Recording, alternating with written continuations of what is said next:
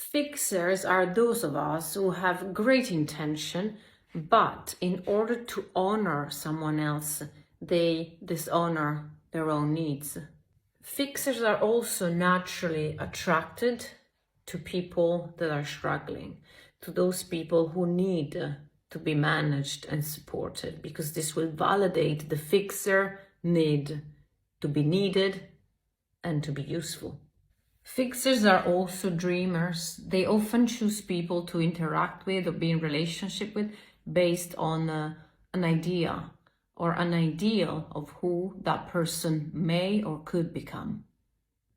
We often find that children that grow up with parents that are emotionally available end up creating the belief that love needs to be earned, so they have to make themselves useful and put other people's needs before their own, so they oftentimes end up becoming fixers themselves.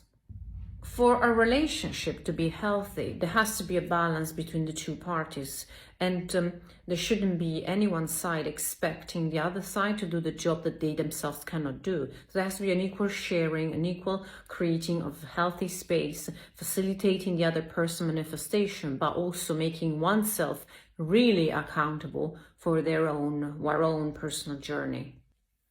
In the typical fixers relationship, there is no equal sharing. One is doing all the work and one is being constantly supported. So there is lack of balance, there is absolute lack of reciprocity, and ultimately and fundamentally, it is a relationship that is not destined to last or to create fulfillment for either side.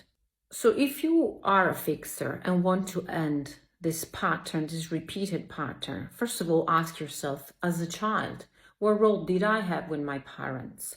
Was I the one that they were relying on emotionally? Was I the one that was made feel responsible? Was I the one that was expected to be an adult before time? Was I even allowed to show my real feelings? And were my needs met by the adults? Many fixers find it hard to stop these patterns of fixing because their whole identity is enmeshed with this role. So ending it means threatening their whole existence. So to nurture the ending, the stopping of such a habit, such a way of interacting, it's important to nurture oneself, to go deeper, to go inwards, but also nurture oneself outside of the relationships.